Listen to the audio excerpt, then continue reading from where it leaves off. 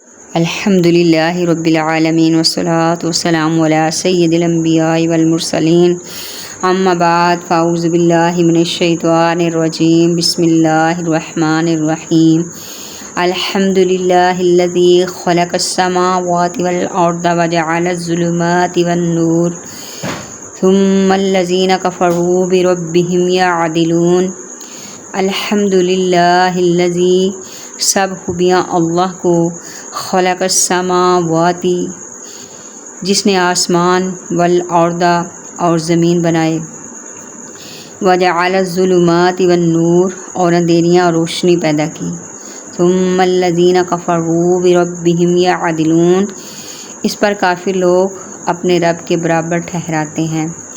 تمام تعریفیں اللہ کے لیے ہیں جس نے آسمان اور زمین پیدا کیے اور اندھیروں اور نور کو پیدا کیا، پھر کافر لوگ اپنے رب کے برابر ٹھہراتے ہیں۔ الحمدللہ للہ تمام تعریفیں اللہ کے لیے ہیں۔ اس آیت میں بندوں کو اللہ تعالیٰ کی حمد کی تعلیم فرمائی گئی ہے۔ سبحان اللہ کہ وہ جب حمد کرنے لگیں تو الحمدللہ ہی کہیں، اور آسمان و زمین کی پیدائش کا ذکر اس لیے ہے کہ ان میں دیکھنے والوں کے لیے اللہ کی حکمت و قدرت کے بہت سے عجائبات، عبرتیں اور منافع ہیں۔ سبحان اللہ۔ حضرت کعب الاحبار رضی اللہ تعالیٰ عنہ نے فرمایا کہ تورات شریف میں بھی سب سے پہلے یہی آیت کریمہ نازل ہوئی تھی، وجعل الظلمات والنور، اور اندھیروں اور نور کو پیدا کیا، یعنی ہر اندھیرا اللہ عز و جل ہی نے پیدا فرمایا ہے، ہوا وہ اندھیرا رات کا ہو، کفر کا ہو، جہالت کا ہو یا جہنم کا ہو، یوں ہی ہر ایک روشنی اسی نے پیدا فرمائی، ہوا وہ روشنی دن کی ہو، ایمان کی ہو، ہدایت کی ہو، علم کی ہو یا جنت کی ہو۔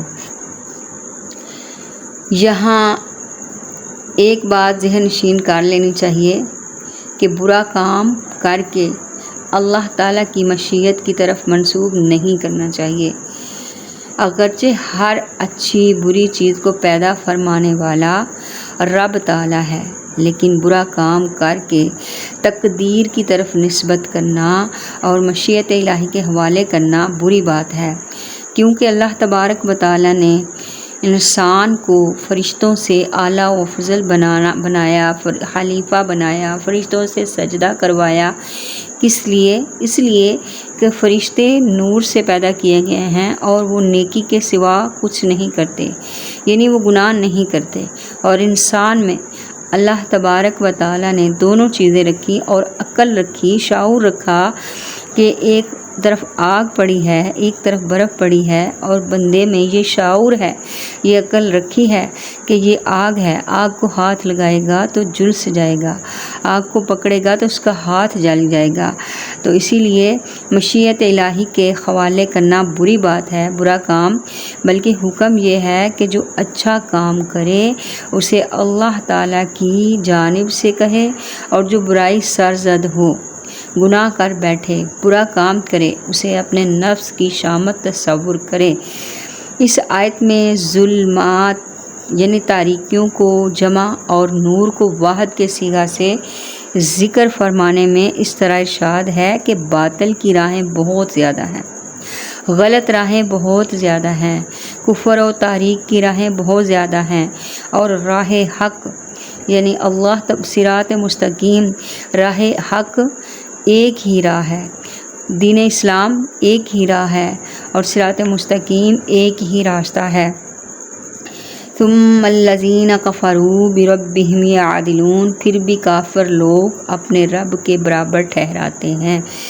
قدرت الہیہ کے ان دلائل کے بعد فرمایا کہ ایسے دلائل پر مطلع ہونے اور قدرت کی ایسی نشانیاں دیکھنے کے باوجود کفار اللہ تعالیٰ کے علاوہ دوسروں کو حتیٰ کہ پتھروں کو پوجتے ہیں، حالانکہ کفار اس بات کا اقرار کرتے ہیں کہ آسمانوں اور زمین کا پیدا کرنے والا اللہ تعالیٰ ہے۔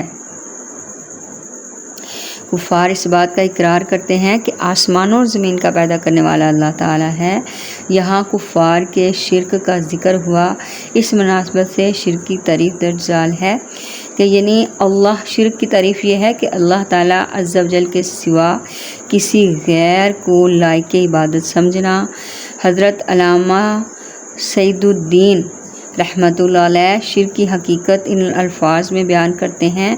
شرک یہ ہے کہ خدا کی معبودیت میں، معبود ماننے میں کسی کو شریک کرنا، اس طرح کہ کسی کو واجب الوجود مان لینا جیسا کہ مجوسیوں کا عقیدہ ہے، یا خدا کے سوا کسی کو عبادت کا حقدار مان لینا جیسا کہ بت پرستوں کا خیال ہے۔ آدمی حقیقتاً کسی بات سے مشرک نہیں ہوتا جب تک غیر خدا کو معبود یا مستقل بالذات واجب الوجود نہ سمجھے۔ شرک کے معنی غیر خدا کو واجب الوجود یا مستحق عبادت جاننا، دوسرے کو شرک کرنا، اور یہ کفر کی سب سے بدتر قسم ہے۔ اس کے سوا کوئی بات کیسی ہو شدید کفر ہو، حقیقتاً شرک نہیں۔ وآخر دعوانا ان الحمد للہ رب العالمین۔